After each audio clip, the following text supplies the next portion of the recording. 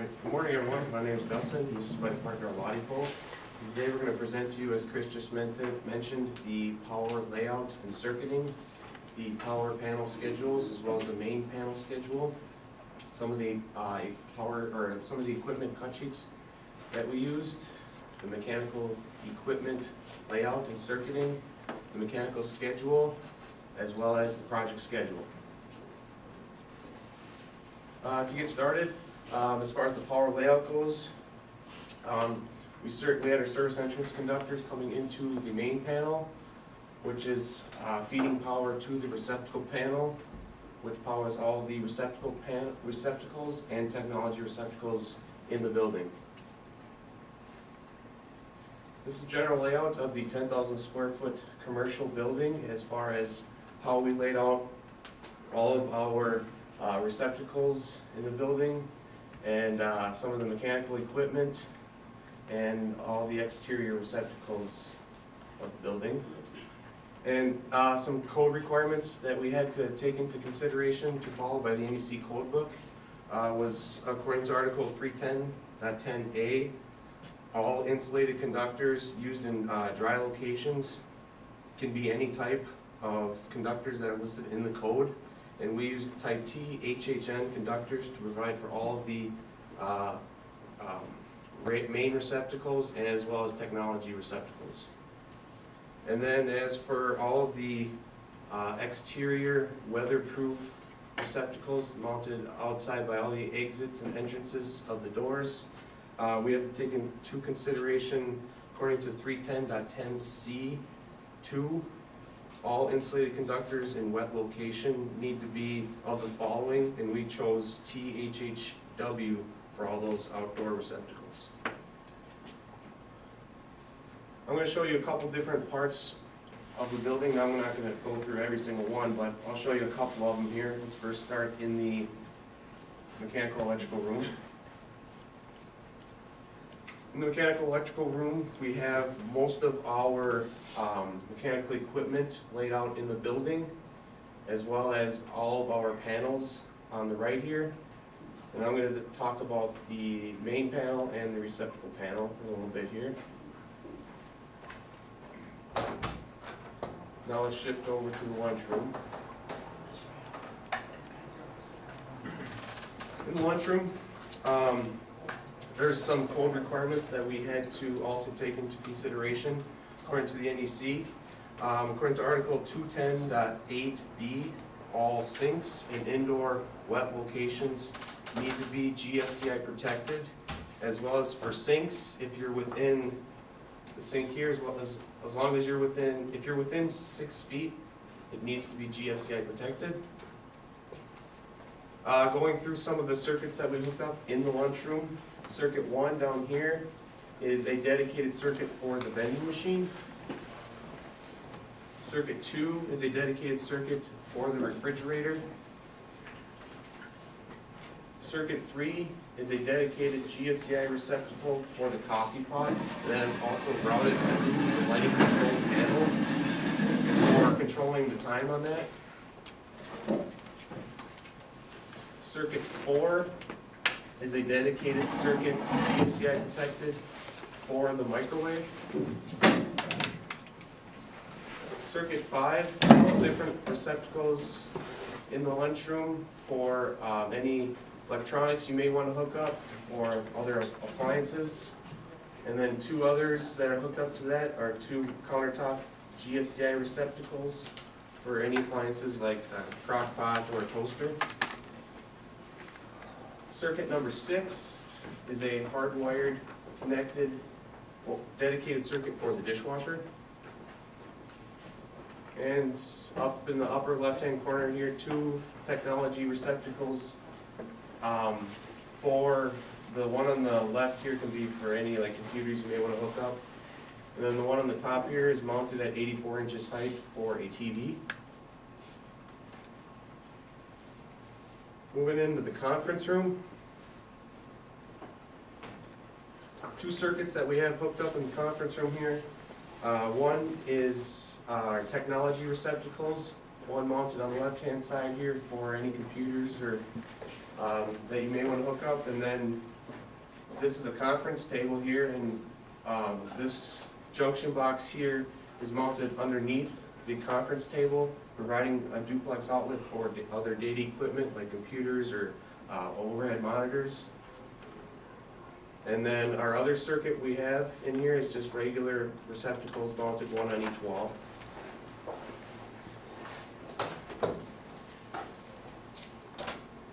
As far as the main panel goes, we sized our main panel to a 600 amp panel feed for future expansion. It's a 208 120 volt 3-phase 4-wire main breaker panel, and that's located in the mechanical electrical room like I showed earlier. This is a layout of the main panel schedule on how we circuited everything. Over on the left-hand side here, circuit 1, 3, and 5 is hooked up to the boiler pump 1. And then boiler pump 2 is hooked up to circuit 13, 15, and 17. And those are 3-phase. Over on the right here, we have our air handling unit, which is sized at 125 amp breaker. And then below that is our lighting panel and our receptacle panel.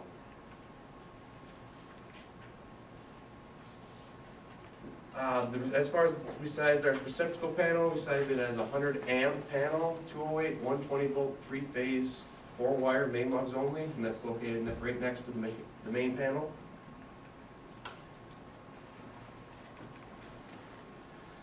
This is the layout of the power panel. I'm not going to go through all of these, but just a couple of them to highlight.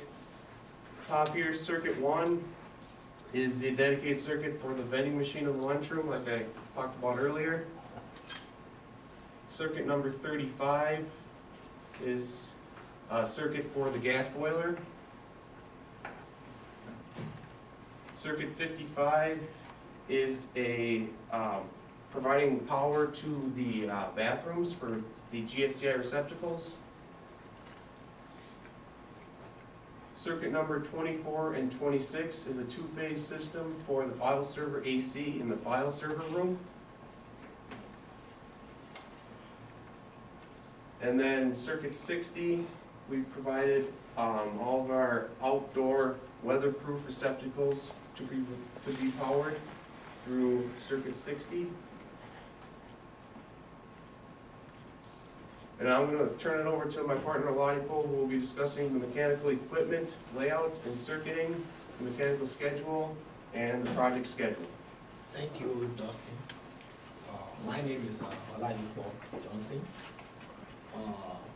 I'm going to be going through mechanical equipment layout, the mechanical schedule, and the project schedule. Here we have the mechanical equipment layout.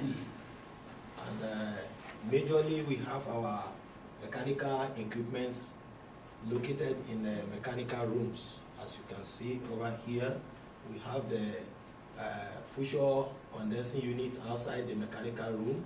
We have the condensing unit outside the mechanical room with their disconnects, very adjacent to them. We have all other equipments like the air handling unit 1. In the mechanical room, we have the boiler pump 1, boiler pump 2, with their disconnects very adjacent to them. We have the gas boiler and the recirculating pump and the unit heater. All are seated in the mechanical room. I'm going to talk a bit about fusion condensing unit for fusion expansion, and the disconnect is right there by the side over there, where a THHW conductor was run through to the fusion condensing unit, being outside the location unit, and the condensing unit as well too.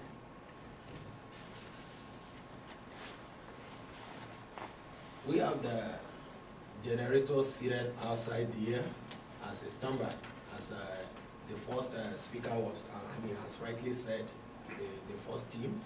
We have in case of a power outage, and we have our boiler pump 1, boiler pump 2. The disconnects are seated here. I'm going to be talking about the code that, the code requirement about the disconnect in the other slides that we have it. We have the air handling unit VFD control that controls the air handling unit here. And we have the exhaust fan for cooling.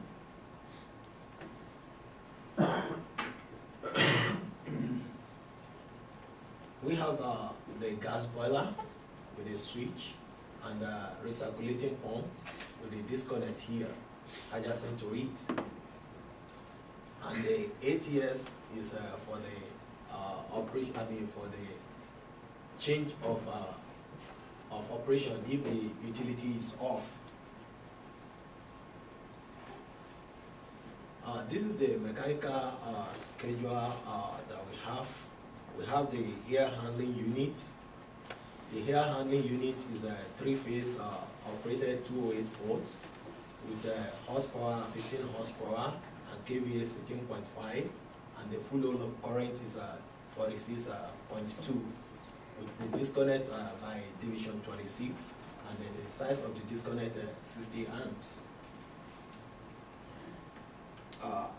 And the starter is operated by the full voltage non-reversible to maintain a constant voltage for the operation of the air handling unit.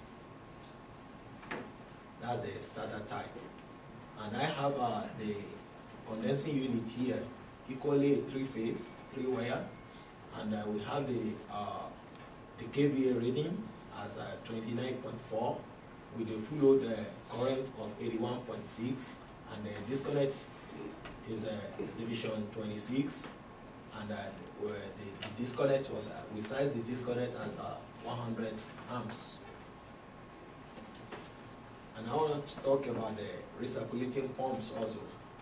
The recirculating pump is a single phase, 1/12 horsepower, and we have the kVA 0.53, and the full load current is 7.8, division 26 disconnect also, and rated, the size of the disconnect is 30 amps.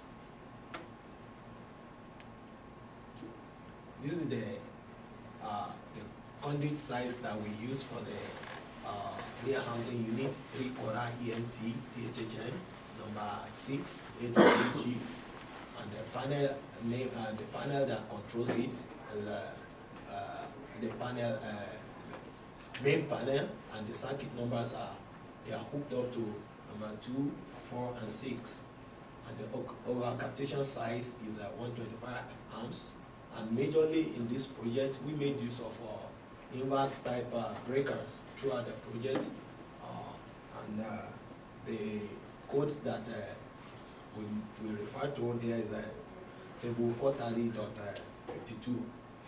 We have a couple of breakers there, but we just decided to make use of inverse type time breaker.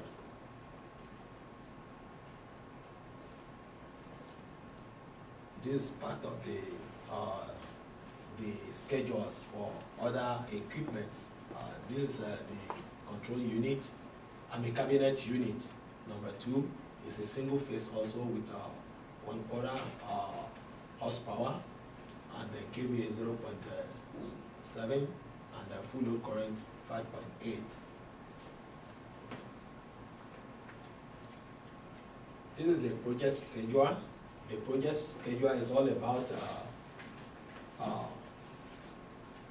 is a schedule that deals with the task that we go through in the project, beginning from commencement of the project to the finishing of the project.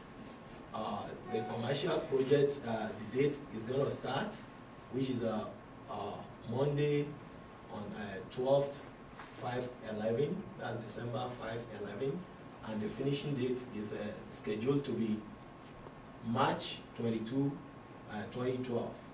And here are the ways and the manners we allocate tasks to individual resources. We have 2 types of resources in the project. we have the material resources and the human resources, whereby we assign each task with the resources that are going to be managing them,